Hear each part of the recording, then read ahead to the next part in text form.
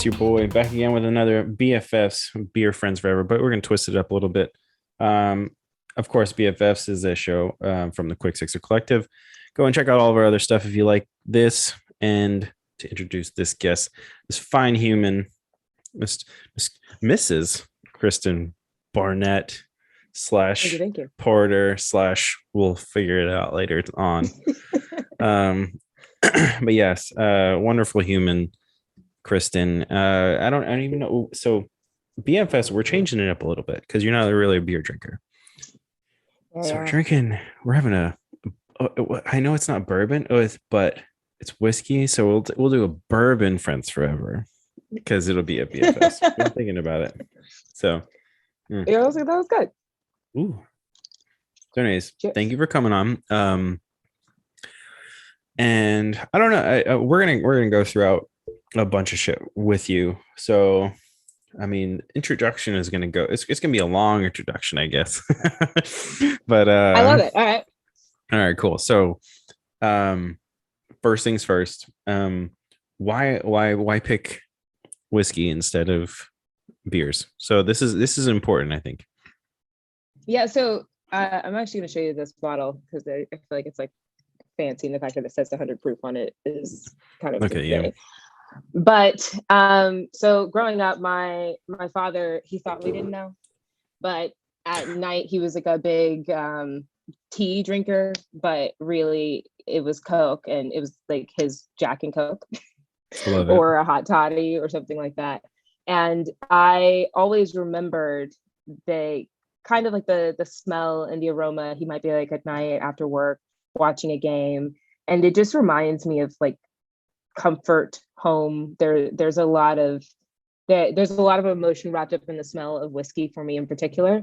And then of course Jack Daniels there you go is literally made in a dry county in Tennessee. Yep. And one of the people who originally owned they call them whiskey farms sometimes. I have now learned, but that's an interesting term to me, like a whiskey farm. But Uncle Nearest is the brand that actually came out of Jack Daniels. He is the original whiskey maker who taught Jack Daniels Distillery how to make whiskey, and he was one of the slaves. And it's just really one of those phenomenal shifts that my dad made later on in life. So now, even though he does still have plenty of Jack around the house, he also makes sure to have bottles of Uncle Nearest. And it's hard to find, but it also still has like the Tennessee Star on it. And so I've switched that to my ideally whiskey of choice, but obviously, again, not widely available. And I am biased towards Jack, because there's been something. I studied abroad in Cyprus. Okay. And when I was there, anytime I showed my ID, they would see Tennessee, and they would be like, "Oh, Jack Daniels." And every person I was with a bunch of US students. Every person was from a different state, pretty typically, except for the group of Tennessee cohorts. And, it was Florida, it was like oranges, or I don't know, New York, they were like, "Oh, the Big Apple."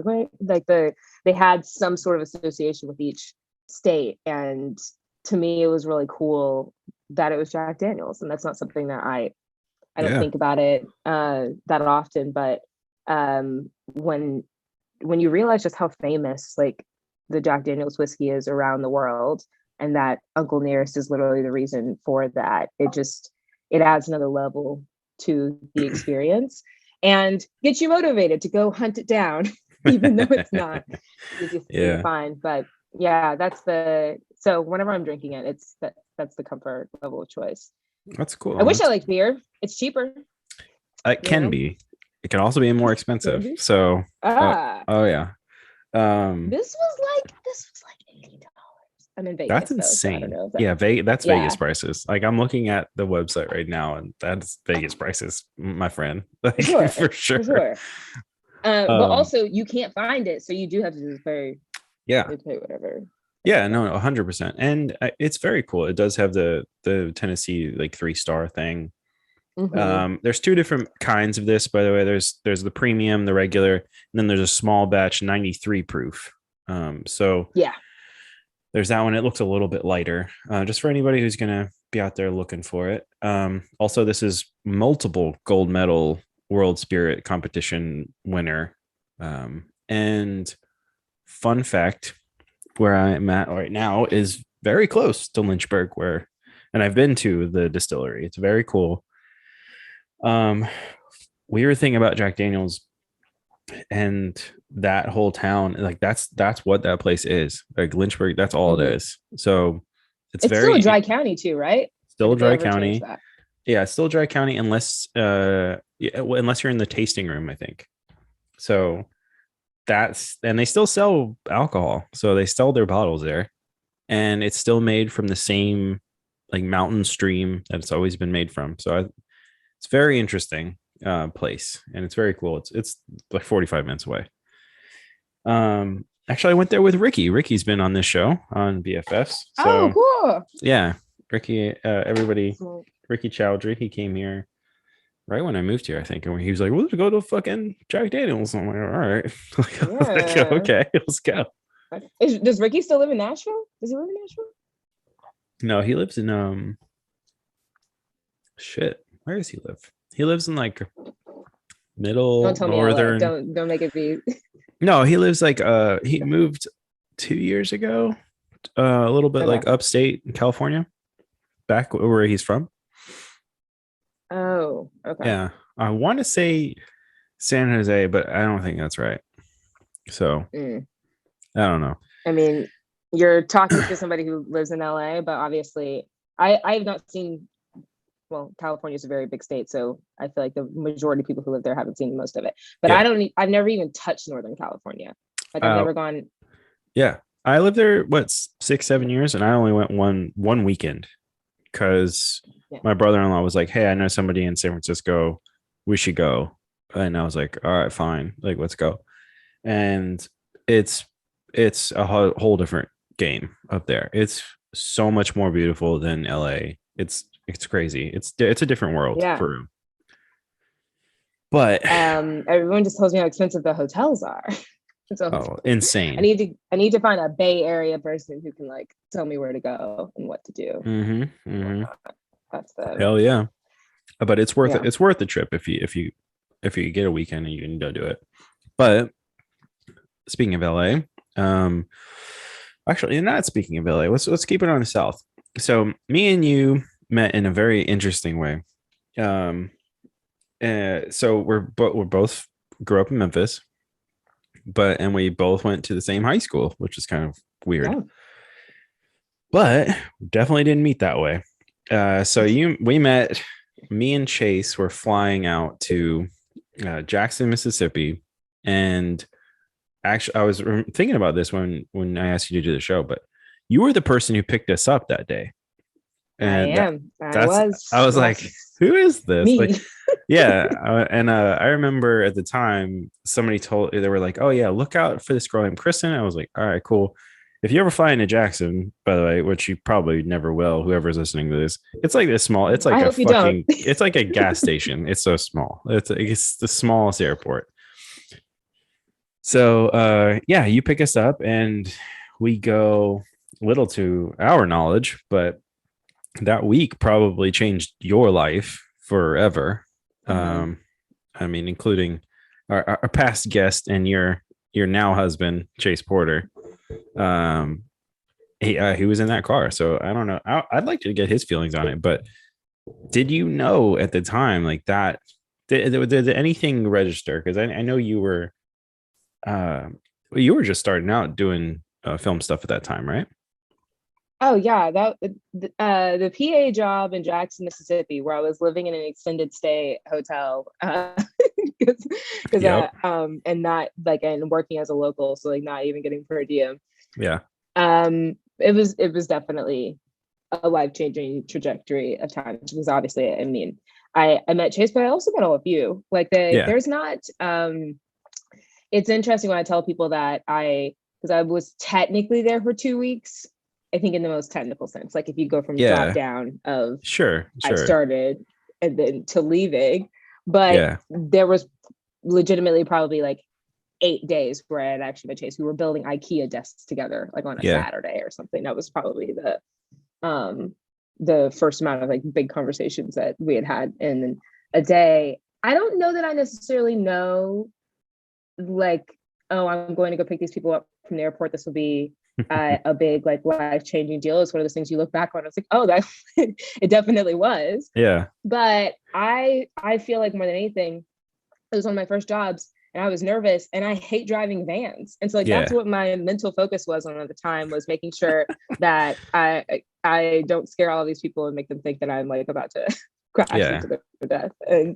And then I think, I don't remember how we even got on the topic of high school, because I must have mentioned where I went to high school, but it wasn't like, I don't think every casual conversation I have with people both in high school comes up. No, I think it was a Memphis thing. Like I think I'd heard you were from Memphis, and I asked what part of town, and then it got to like, oh, what high school did you go to? And I think that's where it ended up. But and then you were asking what year I graduated, and because you went, I think you graduated the same year as my brother, right? Oh, 2006. So a year before my brother.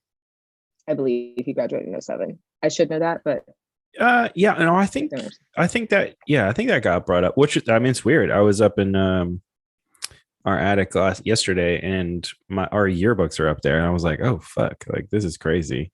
So if I went up there right now, I'm sure your brother would probably be in one of those yearbooks. So I only have 2. I wish I had all 4 from the years, but yeah, I only have 2. But I have all 4. So if you ever want to come see I know the Philip has like there's a copy somewhere of a Bolton High School yearbook if you need it.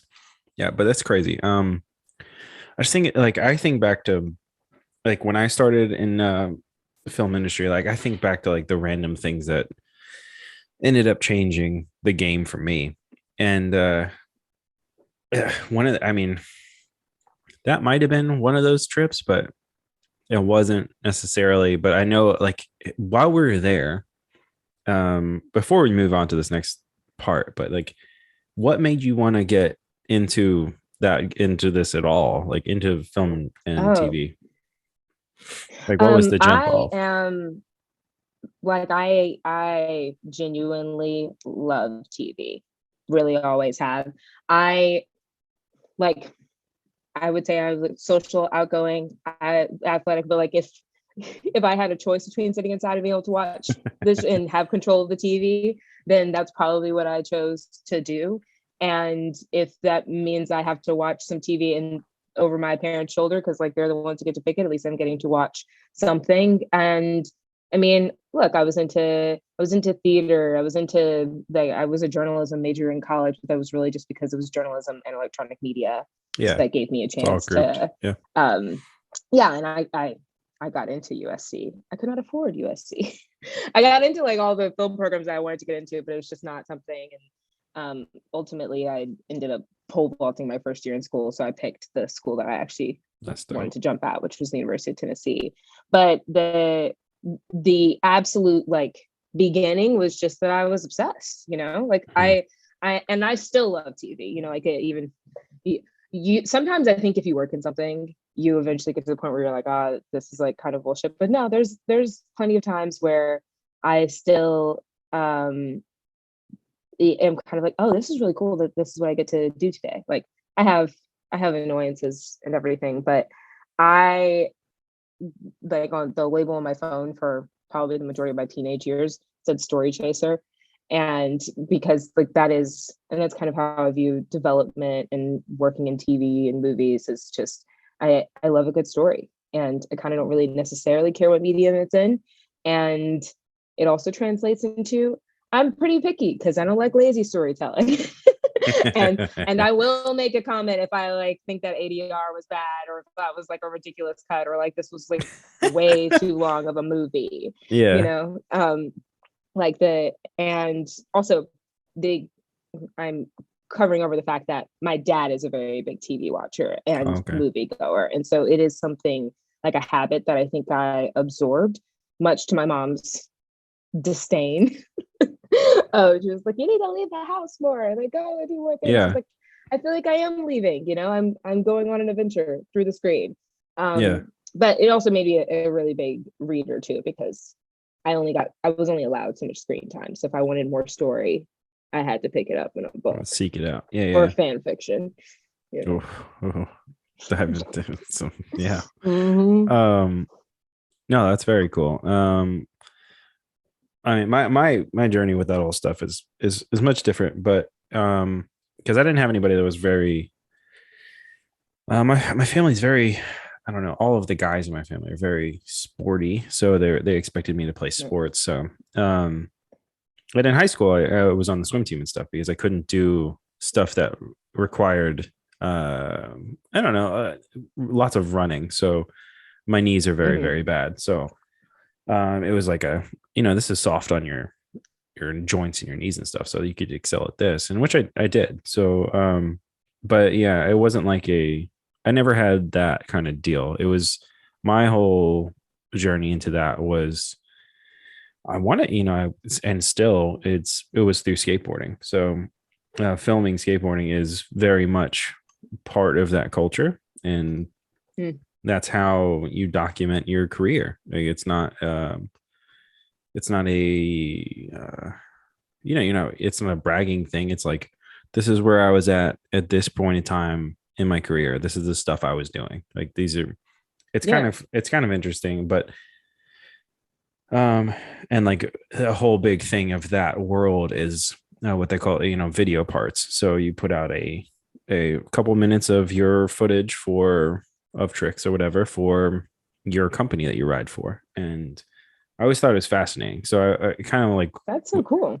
Yeah. So it was like a thing I've always been into, but it was like, at a certain point, actually in college, I was like, I wanted to do music industry and I started it, but it seems so, I don't know. The teacher that I had really threw me off as far as like, this is going to be like just a nasty business, And so I switched to film and TV. And I was like, oh, this will be cool. This is fun. And it is fun. It teaches you a lot of different stuff that you wouldn't have to necessarily know, but it also teaches you to be on your feet and, think in the moment, which is, I think, a skill that a lot of people don't have. They don't have like that, you got to think about what's happening in the moment and then pivot to what's going to help you out. And it's like that always, that one shift is very much like skating in general. Like you got to, sometimes like shit happens and you got to think on your feet, like, oh, what can I do at this next thing? Or, if you're at a place, you have to adapt to how the ground is. It's weird. A skateboarder's mind is very strange. You have to think about like how different surfaces are going to feel on your feet. That makes sense. Like if you're going to fall, you'd rather not fall on pea gravel, that shit's going to hurt. You rather like, I literally have been at a place and been like, you know what? If this was blacktop or like flat concrete, it'd be so much better. Like it's like a thing I think about in real time. I'm like, oh man, that ground looks real nice. I should go skate there. But like, anyways, spinning back. That was well, that's actually because I'm a runner too, and so like that's something. If you talk to like runners, usually that they kind of have neighborhoods scoped out. Because there's like, no, the pavement's really good here. There's not a lot of bumps in the sidewalk. If you have to be on the sidewalk, you don't feel like you have, because if you, any place you can be where you can actually be on the asphalt and not on the sidewalk, but not have your life be in mortal danger. Like in LA, that's not possible. If you're on the asphalt, you like might die. But I get that, because there's something that's also, I don't know if you know this, but Chase bought a skateboard in the pandemic. I know. We've talked about it. Yeah, he hasn't been on it in a while, but fail. There was one time apparently where he fell, and he never told anything to me. I just saw like this thing on his elbow, and like the skin was gone. And he didn't sound like it was like that bad of a fall. I was like, if that's not a bad fall, then I'm not built for it. It's a thing. But yeah, I think spinning up all the way back around, I think that in the moment thinking is a skill that you have to have.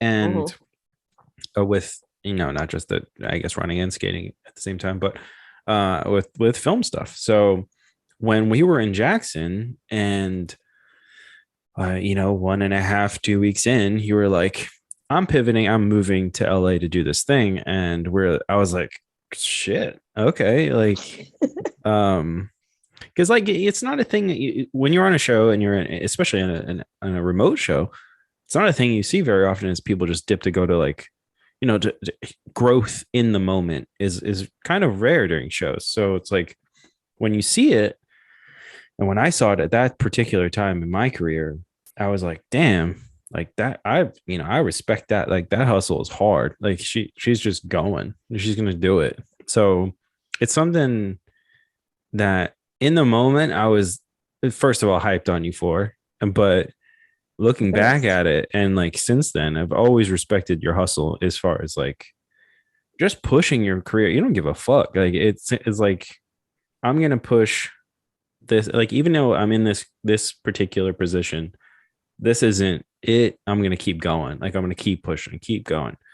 And it's like, that's not only just like, I don't know, a mentality that I saw like in Memphis growing up. It's like, that city is like such an interesting place because there's nothing that really excels there, but people are so motivated.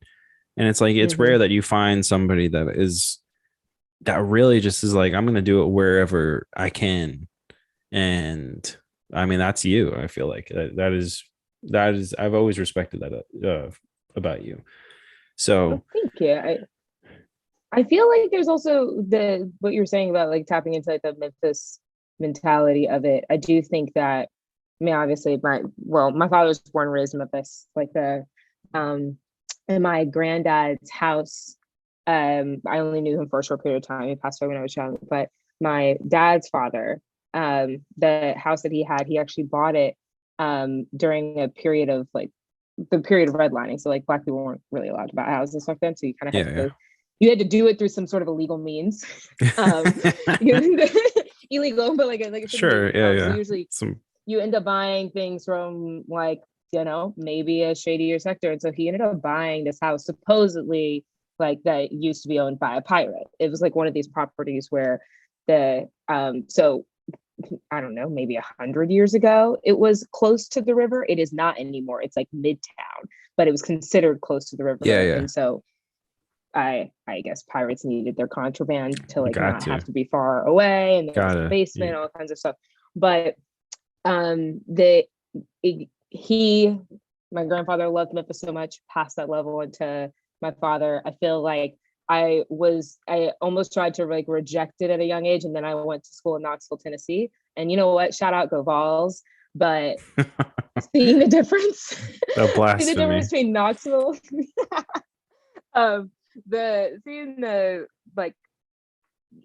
leaving Memphis is what made me fall in love with Memphis, because I realized it was definitely more of like a people vibe thing. And I think that what you're talking about, like the things that I said I wanted to do may have sounded really big and like maybe outside of like imagination, but there were still people who were like, well, yeah, go do it, like exactly. And I think that there is, I think that what you were saying, like it is it's a very much like, what position do you feel like you need to be in to try, like you should just go ahead and nobody cares that you're not qualified.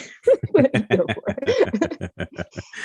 Well, I mean, it's just, I guess what I'm getting at is like the way you did it, it was always interesting to me. Out of anybody I've ever met, you're the only person that was like, you know what, I have this opportunity, I'm leaving, fuck it. And everyone was like, oh, okay, because it was like, I don't know, you were a PA at that time, so I was like, wow, she's just like just gonna go, like. And it was weird because at the time, like every PA I'd ever seen was like, when they're on their first job at least, was like, oh, I'm gonna stick this out because this is my jumping point in. And you were just like, nah, my jumping point's not here. This might be like the starting point, but I'm not jumping in. Like, I'm jumping in out there. Like, fuck this. Like, also, like, props to you getting out of Jackson when you did. Like, that show, I do think Jackson was a little bit of a part of it. I'm not gonna lie. Like Sure. there's something good to be said of like not being in the most comfortable place. Like you guys were put Sure. up, right? Yeah, Yeah. duh, G12. Y'all were put up, and I was in that extended stay hotel that I was like paying for out of Yeah. week, Yeah. and it was almost like I was paying for the experience. But Olivia, when she hired me, I had told her, like, look, I've applied for some other things. So since I'm being hired as a local, you're not getting per diem, you're not getting they were like, oh, we totally understand if you get another thing and go move on. Yeah. And I didn't realize that that's what people say to kind of be polite. Like, Yeah. Yeah. and that they actually kind of expect you to still take the job. I just took it to heart. I was like, oh, well, she doesn't care if I just like go and move on and I'm in the process of these other things. And Yeah. yeah. And so then when I told her that, she was like, oh, okay. So I think that I didn't necessarily read the OOKs in the same way where when someone says Yeah. I'm also just like it might be on the spectrum a little bit like that. If you don't tell me it's a problem, it's not a problem. Yeah. Yeah. No, I Yeah, get it. like yeah. That that's hilarious. Like knowing Olivia at that point in her life, I know exactly how that conversation went, and I'm sure and being in that room when you were like, hey, I'm moving on, I was like, all right, like you know, uh Yeah. it was definitely I knew the what was happening internally, and not just her but like some of the other people in that room. And so I was like, oh, okay, today's gonna be an interesting day. But Yeah. also that night, me and Chase were like, oh, we gotta throw her a going away thing. So the night you left, um we did, and it's literally my favorite memory of your now husband, Chase Porter. So that Oh night wow. we ended up having a party, and to send you off in a way from Jackson, thank God. And Chase, so there was this one Walgreens or Rite Aid or something that their Oh, liquor I think it was system, Walgreens because I used Walgreens points. I remember that. not even just that, but their system was broken. So you could buy alcohol 24 hours there, and it was walkable. So we were like, all right, this is the spot. It doesn't matter what it is. But at some point, the police got called, and I remember Chase had we were walking up or something, or maybe it just happened and we were inside and gonna clean it up. But he gets back and he's so excited about having the beers with him or whatever. I think it was beers. And they fell out the bottom of the box that he was holding and just smashed right in front of the door. And minutes later, there was police there. So it was just like, and he dealt with it, but he was hammered drunk at the time. So I was like, all right, like this is hilarious. That is my favorite thing, because he was so polite to these police. He was like, oh man, we're just having a great time. Like he put on his like Mr. Rogers ass attitude on it. And then I was like, oh my God, Jason's just handling this. And like everyone just sitting in the room, like looking at him do it. And it's my favorite memory of him. He's just like, oh yeah, we're just having a great time. We're sending somebody off. They're doing their dream. And I was like, this is the best shit I've ever seen. And it's my favorite memory of him. Hands down. Jace has like the correct mode to be able to turn it on at the moment to calm people down. But I kind of forgot about the beers breaking, honestly. Like it's so funny. He was so pumped. He felt like he was so accomplished, and they just fell out the bottom. And I was like, this I cracked up at the time, but terrible, it was terrible. Meanwhile, I'm over in a corner because like especially when I'm already a kind of paranoid, but like I had been drinking for all this time. I'm just like over here like silent. I don't want to say anything. I don't want to draw attention to myself. Oh, like the authorities are at the door. Yeah, and he's super calm and like chill about it. It's like, so funny. I mean, honestly, he kind of did the same thing the other day when we were coming in here and we talked to security about like where to park. And it goes from straight like he's super tired, maybe mildly annoyed. And I was like, hi, like, can you tell me Yeah. I swear to God. It's like, thanks, man. You know, with the Oh my God. and it's a beautiful skill. I don't have it. Yeah. I mean, it's safe to say you married a good one. And wedding was dope, by the way. And also, second favorite memory of Chase in general is Chase parking a van in a ditch and not knowing that he was rolling into the ditch. I have pictures of this. I'll send it to you. Yeah, I'm unaware of this. Please. This was in the middle of Mississippi at some like random school, and Chase pulled up a little too far, and the van was down in a ditch. And it's the greatest thing ever. I can't believe he hasn't told you, but yeah, he wrecked a van in the middle. Now I'm vaguely remembering. Wrecked a van in the middle of a. Oh no, it wasn't wrecked, but it was like we had to tow it out of the ditch. So in the middle of Mississippi, like I'm talking, there's like cotton fields around this shit. Like it was the middle of Mississippi. Great moment for Chase. He I think he was coming back with like lunch or something, and like it was great. It was great, or dinner, whatever the fuck it was. But anyways, let's get back to you. So so obviously you went out to LA chasing this dream, very much successful, moving on, keep going. And like now, I mean, I don't know if you can tell me what you're doing publicly, or the real question is, what is, when I left LA, I felt like I had achieved something, and I was at a point where I was okay leaving that behind to do other things. And I was like, oh, this is a success. Like I've done a successful job. I'm okay. Where does that, like, I don't think that is probably in your brain. Like you're just going to keep going. But like, when is a successful point for you? And what are you doing now? Because the more I think about it, like the success to me is like this like huge amorphous thing where it's like, you know, like what is it? It's probably only something that exists, even if it does for a short period of time, because like then you're on to the next thing.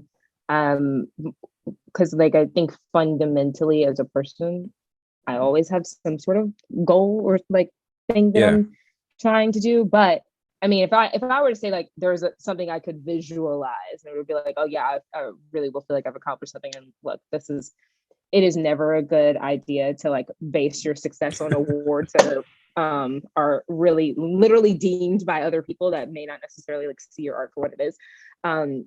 But ever since I was a little girl, I want an Emmy, you know, I want to be holding one. I don't necessarily need to be given a speech or anything, but my name needs to be like on the bottom of it or something. Like that's I think what I would feel like quote unquote accomplished. But I don't necessarily feel, if that never happens, that I would not have accomplished anything. But I think that for me, like because my faith was also like a big part of this journey and why I was willing to go to Jackson, Mississippi, and also like at the drop of a hat, like go and leave. I remember when I had first graduated from UT, and I knew I didn't necessarily have a full-on direct line to working in scripted TV and movies. But I needed to just talk to as many people as I possibly could, and if anyone's willing to help me whatsoever, if you're willing to talk to me, if you look at my resume, like whoever it is, whenever I will discuss my mission with you and adjust accordingly. And like even when I think about those times, like the number one thing I kind of kept saying and praying over and over again was like, God, I know that you have people out here who are more talented, that they're doing this, they're doing that. There's all kinds of people who you could be really, really invested in and going straight to the top. But like I swear and promise up, down, and sideways, I will not be out hustled. You know, like there's not anyone who's going to work harder than me like that. And so like you put me in the room and I will leave it all, kind of a phrase in track when it was a runner. It's like, I will leave it all on the track, you know, like there will be nothing left. And so I think that that's more of my measure of like done or success. Like if I have really done everything I possibly can, you know, like everything within my willpower, then I just feel like new opportunities and new things will reveal themselves. And it's really more about the bravery of being willing to take it on. So at any point in time, I feel like, especially when I've been presented with things that have been more scary, would be a bigger pivot, would be a bigger jump. Especially, I would say this, every single time I've had a chance to move on to something, I have never felt ready. Like No. not even remotely. But I had made a promise, I said, put me in the room and I won't get out hustled, and I will go and do it. And so it was really more about like, keep the promise. And I felt like a lot of the opportunities I was getting were kind of almost more like dares, like, oh, you said you would go and do it, so like now you have the thing. Are you gonna go and do it? And if I can keep my mentality in a mode, like a phrase in life that it just have had like in young adulthood is like, I say yes, and I figure out the problems after I've said yes, the forcing myself to be in that mentality is it was definitely harder when I was like 20 something. Now it's very easy for, I feel like, me to say yes and just trust that we're going to figure it out eventually. Or we're going to die trying. Yeah. I mean, I have no doubt that you'll figure it out. And I mean, that's I think that one of the dopest things about you, like, you just leaving it on the table thing is very much a Memphis ass mindset. But like, I mean, it you can say you're from Memphis and whatever, you can have that mindset, but to accept it and be like fully in, I've definitely felt myself in that mindset at points in my life. But like, man, I've always thought, and like very few people honestly really excel at it like you do. Very few. So I've always respected you that way. Thank you. I mean, I also feel like there's there is a little bit of like some athletics kind of mentality in that too. I feel like my parents had me running like from a young age, and honestly, it is kind of the best mental conditioning you can possibly give to somebody, like, even if your kid is going to be doing something else. The toughness of people who go out and literally just run. I mean, obviously, like, I know your knees, but also running is not like a fun activity. No, it's the least enjoyable thing on earth. Yeah. I didn't even run with music, Pat, until I was in my mid-20s. Terrible idea. Well, when you practice, you're not allowed to. Oh, so really? You really actually have to go into like a zone. Yeah, because you're not allowed to run with music in competition. So it's considered a handicap. I mean, truly, like if you are constantly running with it, out. And if you can develop like a crutch habit and not be like fully present while you're in a competition, essentially. It's like you need to be able to mentally overcome like the grueling thing that you were doing. We also need to be very fully present, and it's just and then I started running with music, and I was like, this is so much easier. I can get like lost in the song and like develop a cadence and do all of that. And then I became thankful to my coaches, where they were like, even when you went and ran on weekends, my parents were really diligent about like, one, I'm a girl out running around in the neighborhood by myself, so they just like, didn't want me listening to music. Or like, you need to be like, checks out here. Yeah. So I get it, but yeah, it should be aware. Probably, it's probably a good idea. Sure. Yeah. The teenage me was running with my Doberman though, so like I wasn't scared of anybody. Yeah. I fuck with Dobermans. Yeah, they're dope. Sadie would have fucked you up. Like if you actually came up to me, but not just you, like literally anybody. Like I like, there was this is my human. No, yeah. That's what's up. She was on her.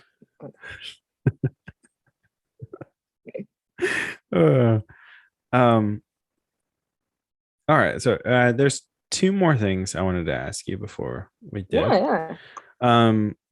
So what is? I mean, you kind of answered it in the last thing, but and you might be a tick, but what keeps driving you to keep pushing forward? Because like now, like what is your job now? I'm the head of television at Bradley Cooper's new company. The name has not been announced yet, so yes. I can't say that part. Yeah. But we have a first look on the TV side with Apple. First look means that all of our projects are first presented to Apple.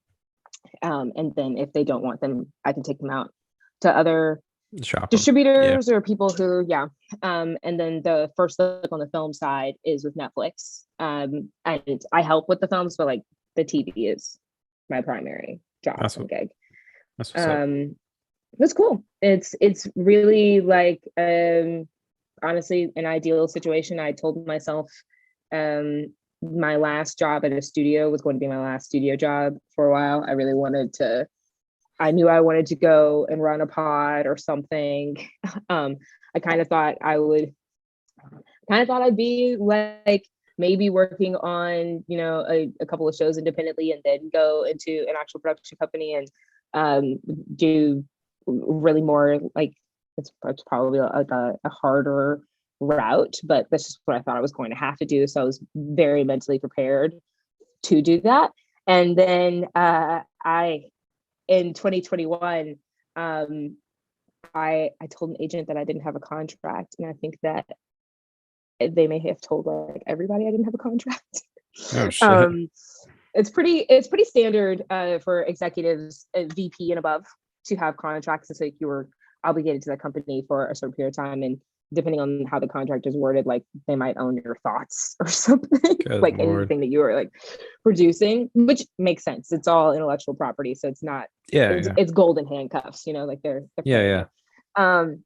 But when I was thinking about, like like this is what we're gonna go do, and then one of my old mentors had called me and he said, "He's like, I've got something amazing." And then I didn't hear from him for 2 weeks. I was like, okay, I'm planning my wedding, talking to some other people. I had some really other like just big opportunities being thrown at me at a time where I'm working from home and in my apartment with my fiance, just trying to like really just chug along. And you just have to say yes when your ideal thing pops up, even if you don't think you're ready. Like it goes back to the original mentality of like, I really do think that, if you are called, you are qualified. Like there is I guess that's another church saying, like he doesn't call the qualified, he qualifies the called sort of thing. But I think that when I was just really imagining what I would have wanted for myself at this point in my life, it probably would have been this, but I wouldn't have been able to, had I not had other past experiences, even been able to formulate that kind of dream. You had to know more before you can even actually know what you want thinking of doing. Yeah. No, that definitely checks out. But I mean it's incredible. It's literally incredible. Like seeing your trajectory over these last better part of a decade, I'd say at this point. Just from PA to doing what you're doing now is just insane. Like, but also, like I honestly, like after like meeting you that day, wouldn't have expected anything less. To be completely honest. Oh yeah, like. When you said, "Oh, I'm gonna go," what was the CAA that you went and worked at? Yeah, it was CAA. I got the motion picture lit internship, and I was like, "So I have to go." I mean, when you said it, I was like, I mean, it was not in these words, but I was like, she's gonna go fuck some shit up, like for sure. You can ask Chase. I was like, dude, she's gonna go fuck some shit up, like, and you did, so that's dope. But I mean, like, what is? Like, is it just the passion that pushes you forward, or is it like a certain goal? I mean, the Emmy thing is a goal, like, but I mean, is it like the Emmy thing's a goal? I also I really fucking hate failure. Okay. Like I came second in state my senior year in pole vaulting, and honestly, I'm not even like bitter about it. I lost to like one of my best friends ever, and you're but when they announced it over the intercom, like at high school when you come back, I hadn't told like that I had some of the best friends ever in high school. They traveled to come watch me jump. They traveled to Nashville to go watch me jump. Like got permission from their parents, and And so it really was it was a very good, weekend and thing of celebratoriness. And everybody else is so fucking happy for me. And I'm like, second place is first loser. I don't want to be congratulated on this. That's why I'm like, that's what's in the back of my head every time. And so there is also just a certain amount of competitiveness of like, I just really, really am I more motivated by quote unquote success or like just not failing?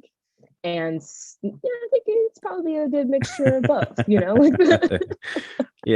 Like that, no, I do know. Also that. If it makes you feel any better, in high school when I was swimming, I swam against some motherfucker that ended up being on the Olympic team, like the following Olympics. Oh, well then you can at least feel better about that. But like this dude, I forget his name, but he was like, it wasn't like, and it was during like the Phelps era. So it was like some motherfucker that was like, on their relay or whatever. Have you ever seen Michael Phelps in person, by the way? Oh, is he just a beast? Like, I feel weird judging people's bodies and like saying like bizarrely shaped human being, but like, no, swimmers are a different his shoulders are wide as fuck. His shoulders are like they're literally three of me. Like if you sat three of me next to each other, I get it. And his waist was this tiny. Yeah. No. I mean, look, my fucking shoulders are really wide. Like shirts don't really work good for me. It's always been an issue, but like, especially when I'm swimming, it's ridiculous. But your body forms because your body's not fully formed until your 20s, like your early 20s. So like when you start swimming, it's in your teens or younger, your body literally shapes like it's weird, like almost, it's strange, but I don't doubt that at all. I also feel like he may have had like there's a thing. Wait 1 second, I just realized my computer is about to die. Chase, can you toss me a laptop charger? Let's see, which light will we turn off? Maybe turn off this one. Oh shit! I feel like there's so much tension right now. I feel like it's just everything's gonna end. It's not. We've got this. We've got it. It's oh man, the fucking anxiety. There it is. It's charged. It's charged, or it's at least plugged in. It was definitely down to like 5%. I don't charge anything. Like the crazy. Well, I mean the amount of times I'm stuck with dead electronics it's my fault. But I also just think they need to make better batteries. Like it's 2022. Why are we going to charge things every day? That's not a. I was talking about this yesterday. How is there not electric? Are there electric boats at this point? Because there's like so many electric cars. Like, how are we polluting so much water with regular boats? How are there not electric boats? Yeah. There's so much sun on water, like so much. How are there There's not? Also, like boats were around before electricity. Yeah, too, I don't get it. I don't get how there's like not just electric boat. Like, if there is, then like just go after me in the comments. But like, I just don't understand how there's not like everything should be electric boat at this point. Yeah. But anyway. Also want to point out this awesome like globe ice cube I have. It's just not. Was it a circle or a square? Oh, it's a big old like an orb type of deal. But anyway, all right. So here's the last thing before the charging things. Oh man, this one's gonna be controversial. All these Memphis folk, I know it. Okay. All right. So you live in LA now. You're in, the Satan's asshole Las Vegas right now. But what are the top 5 things that you either miss or you would bring to LA right now? Oh, okay. So honestly, it's been fortunate for me that one of these things actually did happen. Shit. Gus's Fried Chicken. Gus did. Shortly after I moved to LA, they started franchising. So I had to wait like 3 years. you know. Well, not as long as I did. But Promise you. Yeah. I had to wait like 3 years, but like now Chase and I can like actually go get some real fried chicken because in LA, actually I'm willing to say Southern California, even though I haven't been to that many parts of it. They don't know how to fry things. And that's like, no, that there's plenty of things that SoCal cuisine is way better at, and like, sure. There's plenty of like really, really great fresh produce and all different kinds of, but they can not fry almost anything correctly. Like we fried things need to have a crisp to them. Yes.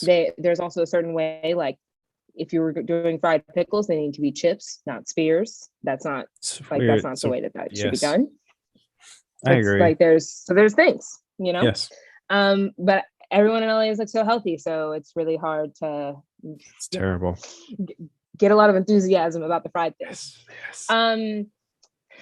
So I really miss being able to just go park places. I know that's not necessarily just a straight up Memphis thing, but like that is something, if you are like going out, you should be able to park. You can't make that expectation in Los Angeles. We're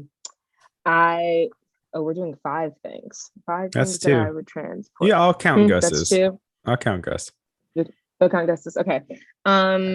What else would I do? Because what I really do, I mean, obviously I miss my family. Like that is something that if I could transplant them, I would. And I have some family out in LA that I definitely should go see more. But in the pandemic also, my great aunt and uncle are older, so it's just not, once I can't see them outside, I'm really not trying to expose them to the deadly plague. Controversial. Oh man, hot take. So if I could transplant my family, like if I was on some baller or like rap shit, then I would be moving everybody out, and we would be like that. They would have a home in the hills, and I would just be able to go and like pop up and like see it. Amazing. They would be put up right, And let's see. I would also there's not like a lot of like really just kind of like local chains and stuff. It's really hard for local things to survive in LA.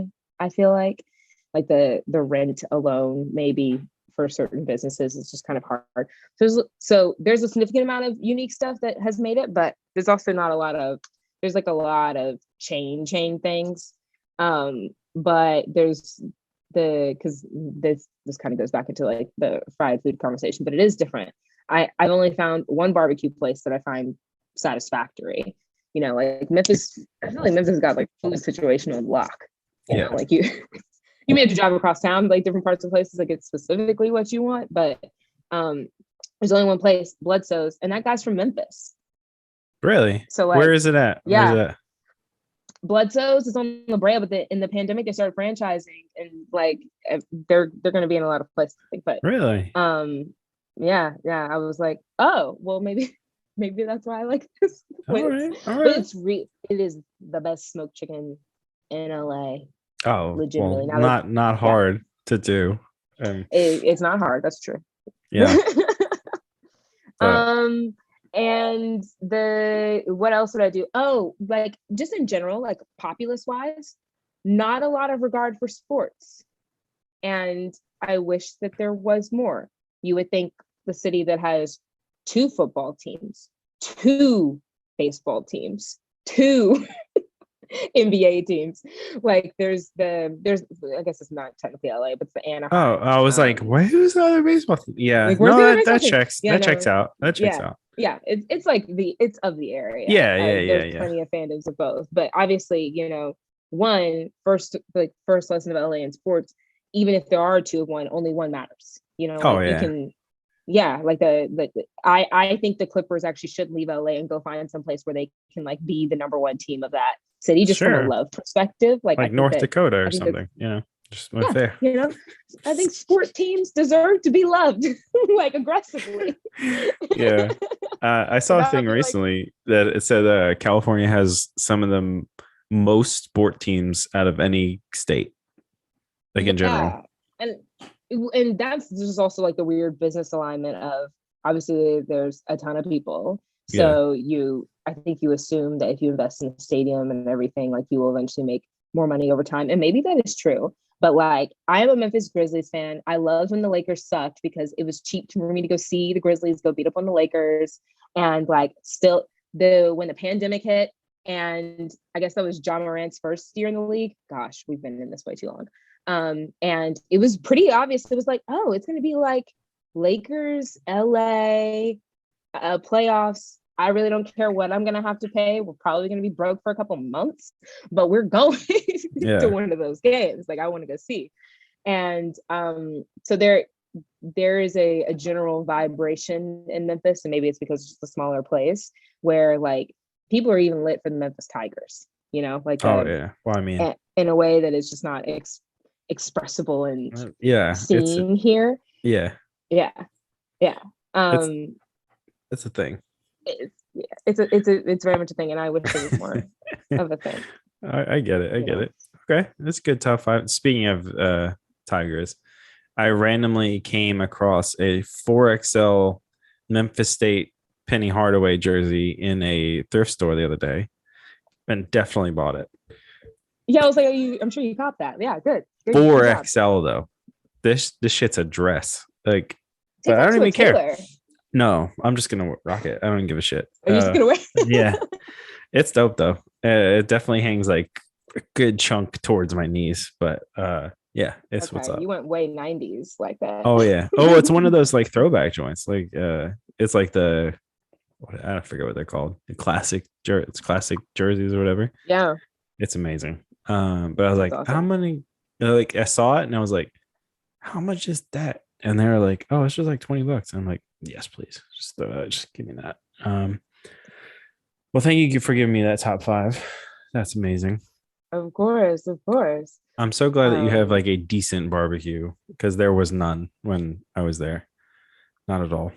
Oh, yeah. No, I mean, I feel like it was kind of a miracle. I mean, look, I'm saying all of that, but there's also, I think that I am just a genuinely much healthier individual. Like the choices and options are so endless. Like if I roll up to a place and I ask for a craft juice with almond milk on the side, and like some other obscure spice or something, and an avocado that was picked yesterday from someone's backyard, that can happen. It might cost me $50. Yeah, get some Erewhon prices. Yeah. But just like like even in general, if I was trying to like source all of those things, like the insane. I do feel like when I go home, I prioritize food, eating my mom's food, like just being able to really dig in and give my taste buds a nice journey somewhere outside of celery. No, I feel you. It's definitely something, a contentious thing. Man, you definitely live healthier in LA, or in California, I guess. But the joy of not living healthy is definitely outweighs it sometimes. We have a balcony now, and I will say this: going out onto the balcony in January, that is a nice thing that I can't really over or undersell. Like the weather is incredible, really phenomenal. No, I get it. But is it as good as having Central Barbecue at your fingertips? Like, I mean, they like the Central Barbecue is literally what we catered the wedding with. Like, so that's how high we regard the Central Barbecue. Man. But you know what though? So I'll say this: the other convenience of splitting expenses with another individual while living in a 2-bedroom, 2-bathroom apartment in LA. We also kind of got a pandemic steal on our apartment. Ooh. Don't tell anybody. Like the rent would still be crazy for any other city, but like for what we have, you would be paying like $1,000 more in most places. Um, even though the building is not like super big and it is old, it's like remodeled and we're comfortable there and like able to outfit it. I one thing I wish I did do more. I wish I went to the beach more. Like that. I wish I just like thought about it more and actually went to the beach more. I mean, I go, but I don't go anywhere near as much as I thought. Like, oh, you're gonna move to LA and you're gonna be at the beach every weekend. No, you're not. No, you are not. You're like 5 times a year. Like maybe. Yeah. And then eventually like the sheen of it kind of comes off. And you might go to events like that people have, like picnics on the beach are superior. I do enjoy them. But yeah. There's plenty of parks that you can go and picnic in.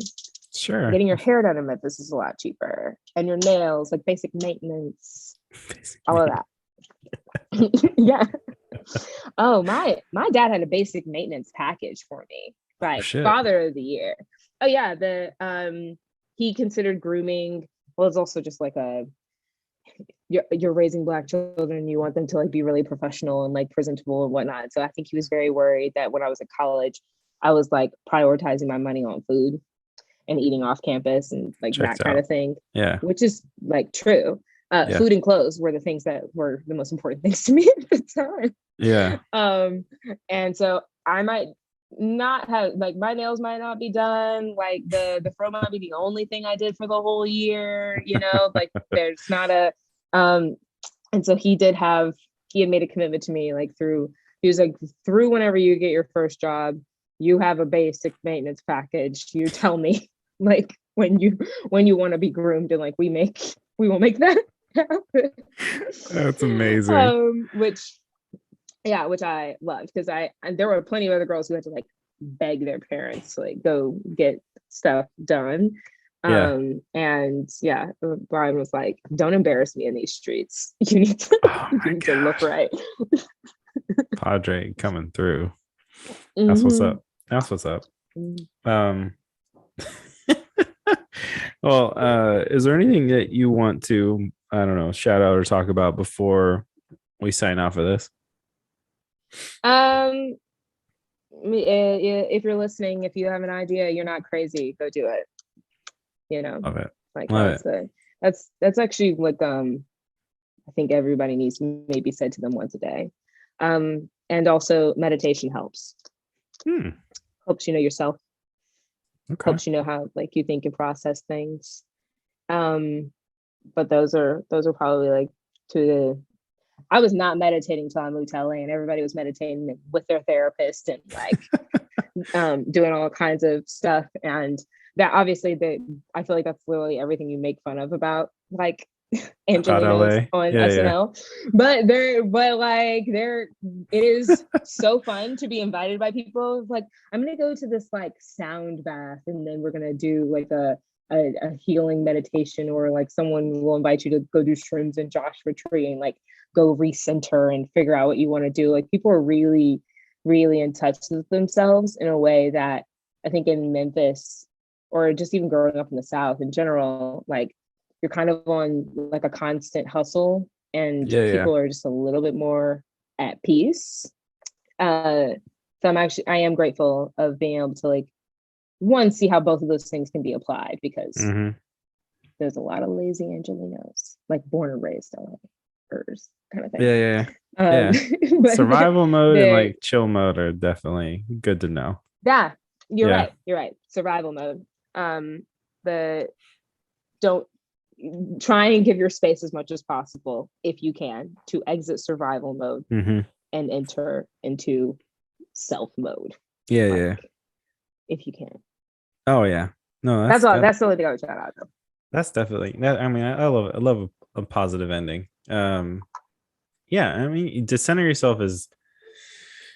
I mean, it's just you need to. There's no if ands. You know, you got to do it. So, anyways, appreciate you coming on here. This is obviously it's BFFs where we finished. Well, I don't know. Did you finish your whiskey? I don't know if you did or not. I kept adding ice, but I can definitely chug the end of this. Like, I got just this ice ball, but it's done. Well, thank you for joining me. during this, and thank you for telling me your story. It's awesome. Everyone should follow everything you do. Do you have? I do I feel mean, the need to tell you that I did also mix this with my yerba mate, and that's not something I was drinking until oh my goodness, until I was on the West Coast. But you have never been as lifted as you will be with the caffeine from a yerba mate. It doesn't have to be that brand or whatever. oh my god, Get a yerba. We went from survival mode to chill mode to straight up hipster in like 2 seconds. Fucking yerba mate. You will love it. Thank me later. You heard it here first. Go ahead and buy a case of yerba mate and just be on one for a month. You are going to be the most you've ever been. But anyways, I appreciate you coming on here and telling me all this stuff and Of course. telling me your story, your hustle game is pretty on point. So thank you for that. Anytime, love you a billion. Love you too. And then tell Megan we said hi. Oh, I will. She's in the other room. I heard her get home. Good luck with her. Good luck with the set. We'll see. She's gonna get it redone before we go on a trip. So we'll see what's up. She's for her. I'm trying to get on that level. Like make sure the full set is done before the trip. Oh yeah. What we learned recently. And this is way off. Like we should have learned this a long time ago. But like, put a couple days on the back end of your trip just to chill, just at the house. It changes the whole game.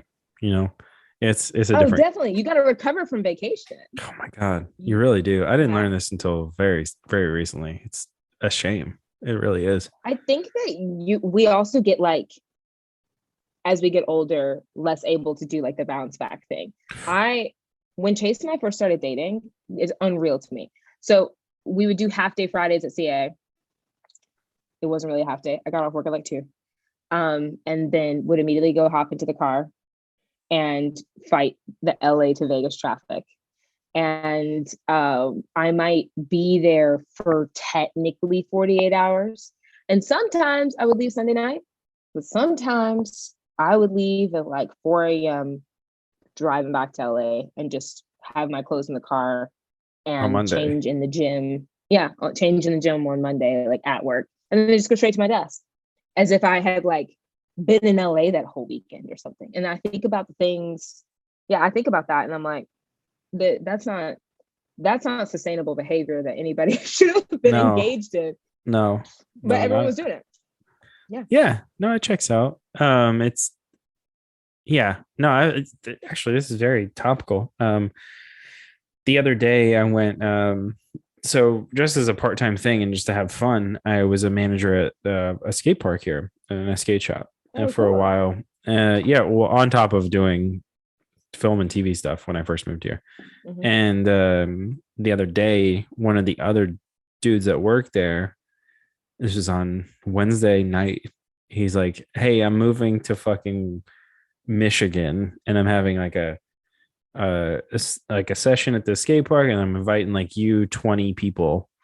And I was on that text. I was like, fuck, this thing starts like legit. I knew I was old and I was like, shit, this thing starts at 8. I don't know. And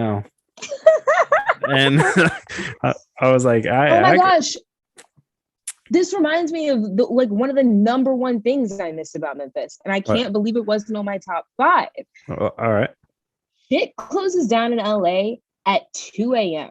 Yes. I don't know. I feel like I've been told lots of rumors about how that actually happens. Some people say the mob in Vegas, it like has a lot of influence in LA, like city council, and that they're colluded with them like 30 years ago to pass the laws that keep people selling alcohol past 2, and you can't like operate certain businesses past 2. And so like last call is at 1:30. And the first time I ever went out with some of my friends in LA, there's a lot had a lot of Latina friends, and we would go out, and I mean we might be pre-gaming until like 11:30 or 12. Like we may not leave until 12, and then we show up at a place and last call is at 1:30. And the lights are coming on, and it's like you had just hit a vibe, like you were only you were just there, barely just gotten there. Meanwhile, when you go to Memphis, and if you were to go out in Beale Street or literally any other part of town, you know, they don't even have ending times. You know, it's just No. however long we're rocking. You know, Yeah, it might yeah. be till like 6 a.m. Like Yeah, yeah. that's the thing. So really, LA is what I consider to be a sleepy city. Like people are in bed Oh yeah. no Yeah, later yeah. than 3. Yeah, yeah. I mean, Yeah. I think legally it was like it's like 4 a.m. But yeah, there's places that don't close. Like even No, here. but It's also kind of who is crazy. enforcing that? Who actually is Some fuck, enforcing the I like don't know, it's some 4 a.m. fuck Stop boy selling that's liquor. on a police station. I don't know. Like who knows? Give him a free beer and keep it pushing. Like the That's probably what happens. That's probably why you don't hear about it at all. Like dude's like, man, my free beer is it's ticking. We're about to get that shit. Like here we go. yeah. But yeah, I don't know. That always bothered me too. Like you'd have like a whole night, especially if you're gonna go to like some kind of show or a concert or something. And then like you're like, oh, Yeah. let's grab a drink after. And like you might be able to grab like a drink. Like that's it. Like and Yeah. that's the end of the night. But Which is why those house parties are, I didn't realize why house parties were such a thing, but it really is because like you need to be at a private residence past 2 a.m. if you yeah. really are trying to like, and obviously like people drink way less in Los Angeles than they smoke or do Yeah. edibles or any other like just because weed is legal. So I think that there is also a different vibe in that way, you know, like that there is a limit to how much you can drink. There is almost no limit to how high you can get at This is true. at These are these places true. and stuff. And so it's a weird like Yeah. you could be selling a whole lot of stuff, but Oh yeah. Yeah, yeah. yeah. The yeah. No, you're completely right. The it's very disproportionate. Like, yeah, you can do this and that. But anyways, thank you, Kristen, for coming on here talking to me about all this stuff. It's been a good time. Oh yeah, anytime, of course. You and your my boyfriend off screen. He's over there snoring. He's like taking a minute. I told Is him he he's up out? for 2 days. Yeah, he's This back asleep. dumbass. He's back asleep. Weirdest thing about Chase, for real. This motherfucker. He just is I have a theory that like there is this and it is like a quote unquote theory of evolution, but it's also a theory of like genetic imprinting that there are some people who truly are night owls and some people who like are very, very diurnal, but even though diurnal meaning like we as a species, as human beings, we are awake during the day. If you're exposed to light, you will be awake. We sleep only half the amount of time that people slept like 50 years ago, just because of the amount of light that we're exposed to from our devices and everything. And I think that Chase is genuinely like nocturnal. Like I think that it is an actual thing.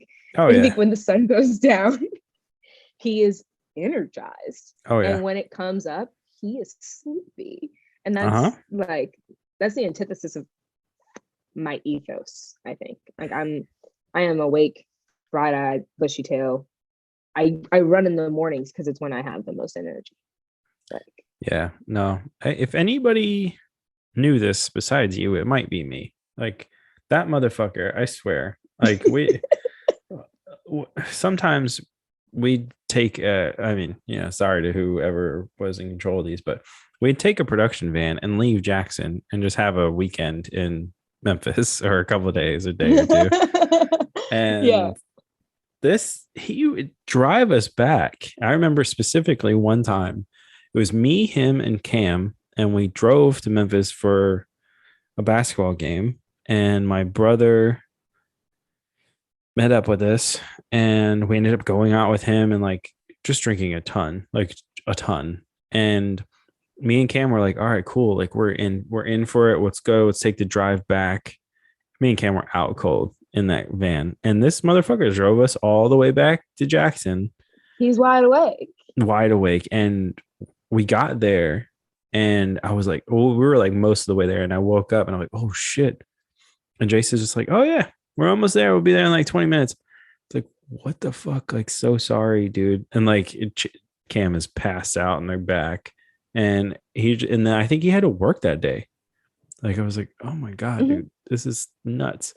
But yeah, Chase is a night creature for sure. I didn't even get to ask you how Dylan is. How's Dylan?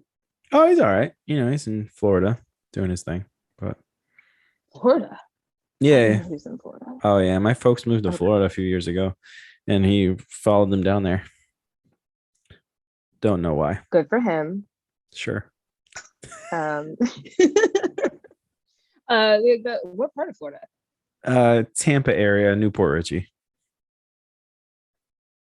Not terrible, but I mean, I see too many pythons and crocodiles. Like I'm not built for it.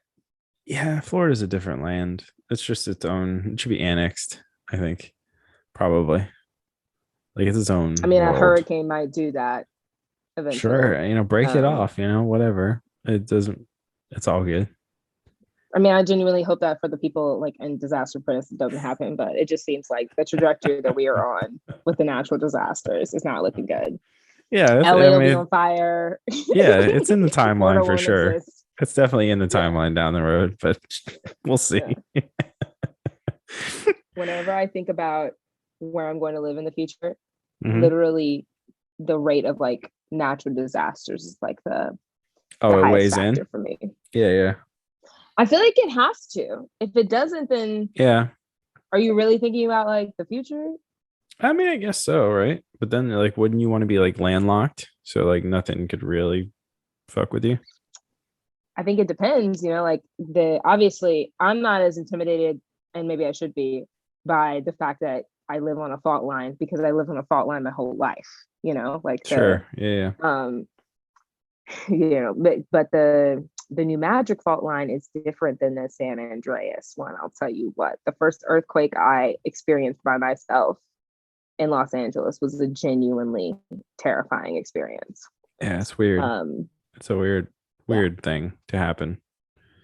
Yeah, I remember that. I remember the first time that happened to me. I was like, the fuck? Weird. It's just a weird thing. Like, I think I was on a mountain when it happened too. Like at a top model house. Like it was weird. Yeah. But I keep interrupting your wrap up. So I apologize. No, you're good. You're good. All right, let's fucking end it. Okay. This is Kristen Barnett. Go and check her shit out. Go and check out all the things that Bradley Cooper does, because she has some involvement with it. All the involvement. She's the boss of everyone. So go and check her out. She's the best. Go and check her out. Go follow her, all of her things. But this is BFS. I'm not very interesting to follow, but I'll accept you. Super interesting. Go and check her out. I think I post like twice a year.